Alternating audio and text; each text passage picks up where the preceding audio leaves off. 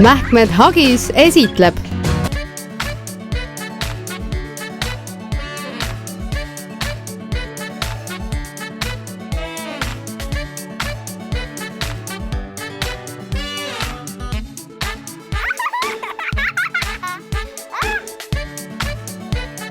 Koostöös Perekool EE-ga. Kui raseduse alguses keha alles harjub uue olukorraga ja võib esineda iiveldust ja väsimust, siis teine trimester on tavaliselt rasedatele selline mõnus ja rahulik aeg. Ka viimasel trimestril ei pruugi paljudel emadel muresid esineda, aga on siiski palju kaebusi, millega emad põhiliselt ämmaemandate poole pöörduvad. Räägimegi täna ämmaemandate Silja ja Mailaga, millised need raseduse lõpuvaevused on ja kuidas neid leevendada annaks. Raseduse ajal toimub naise organismis terve rida muutusi ja muutub ka naise vaagen. Et raseduse hormoonide mõjul vaagna sidemed muutuvad elassemaks, venivamaks ja muutuvad ka tundlikumaks. Ja ühtlasi ka lapse kasvades lapse surve vaagnale võib siis põhjustada seda, et mõnedel naistel on valu siis puusades, häbemeluu juures, vahel ka täiesti siin puusa sees, seal kus on puusaliiges ja ka alaseljas. Raseduse kasvades tuleb õppida oma keha säästma ning liigutusi teisiti tegema. Väga paljudel inimestel on istuv töö. Siinkohal tuleks jälgida oma keha hoiakut, istu sirgelt. Vahepeal tõuse töölaua tagant püsti ja siruta end. Hea mõte on laua taga hoopis võimlemispalli peal istuda. Oma füüsist aitab tugevdada ka joogas käimine või võimlemisharjutuste tegemine. Magades võid 2 jala vahele panna padja. See aitab selja ja vaagna ära fikseerida. Väldi lösutavaid asendeid, sest need koormavad alaselga kõige rohkem. Aga nüüd seoses selle kasvava beebiga ilmselt ta surub nii seedimisele kui kõigile ka kopsudele, et kuidas selle kohta öelda hingamise piiratusele või kehvemale hingamisele, mis siin aitaks leevendada, et on raskem hingata? Nii nagu Silja ütles, et ikka see niisugune treening ja ütleme niisugune mõõdukas võimlemine ja liikumine, see ikka soodustab kõike seda, et sa oled terve raseduse aeg terve ja sa saad nende vaevustega paremini hakkama.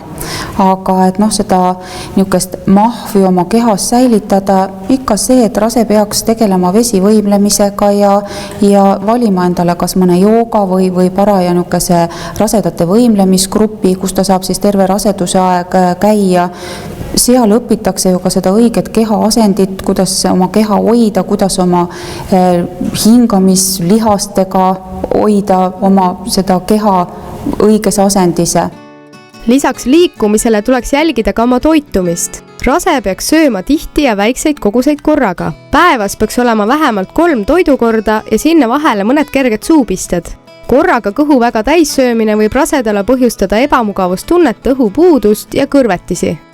Aga mis teine veel lõpus tuleb, minu mõnest on, mul eriti ei olnud, aga on tursed.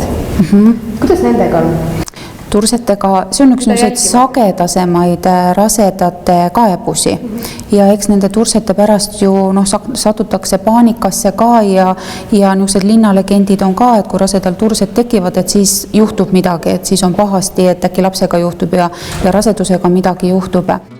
Raseduse jooksul tekivad tursed, sest et raseduse ajal vere ja vedeliku kogus organismis suureneb. Tursete tekkimist võiks proovida vältida. Selleks tuleb tarbida piisavalt vedelikku, piirata oma menüüs soola tarbimist ja liikuda rohkem.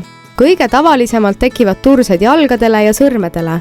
Need ei näita veel probleemi olemasolu, kuid seest tuleks jälgida seda, kui näole või silmadele tekivad tursed. Need võivad viidata preeklampsiale ja rasedal tuleb pöörduda oma ämmaemanda poole. Lisaks tugevatele tursetele ja sellega kaasnevale kiirele kaalutõusule võivad preeklampsiale viidata ka tugevad peavalud, mustad täpikesed silme ees, kohin kõrvades või ebamugavustunne ülakõhus.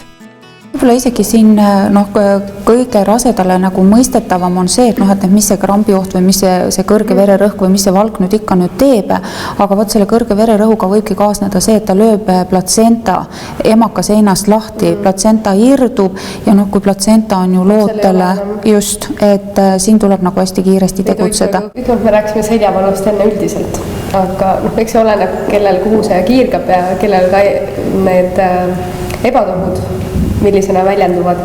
Aga millal need võivad alguse saada ja milline see protsess on või et millest see põhjustatud on?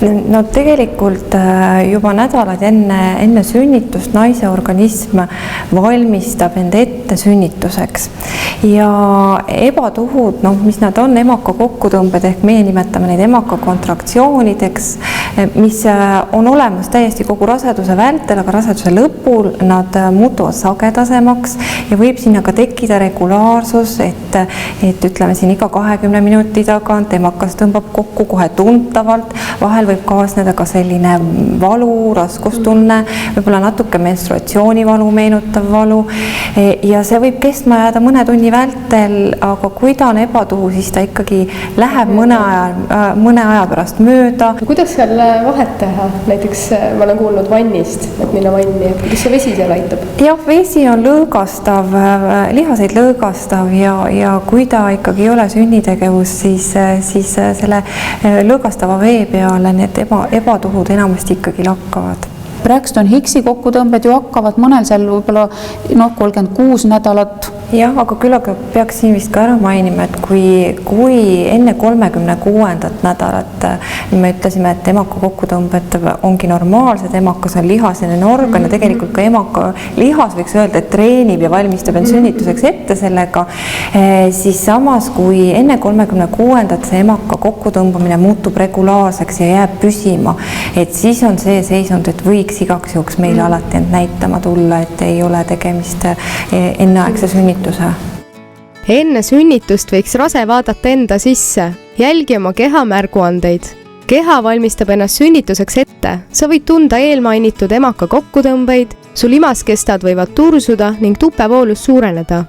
Mõnel naisel võib raseduse lõpus iiveldus tagasi tulla ja ka isu on kehvemaks läinud. Sageli käib kõht paremini läbi, sest et keha puhastub. Umbes 2 nädalat enne sünnitust laskub lapse pea vaagnasse ja selle tulemusel suureneb surve vaagnale ja põiele, ent samas muutub hingamine kergemaks. Mõnel naisel võib enne sünnitust ka limakork ära tulla. See on väga individuaalne. Mõnel tuleb see ära mõni nädal enne sünnitust, samas teine kohtub sellega alles sünnitusel või jääb tal see üldse nägemata. Kõik need märgid viitavad sünnituse lähenemisele, aga nende järgi ei saa täpselt määrata, millal see sünnitus nüüd algab.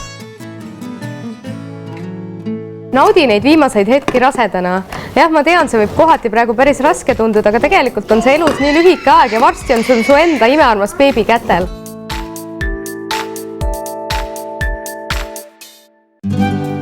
Esimene puudutus, esimene naeratus, esimene kohtumine.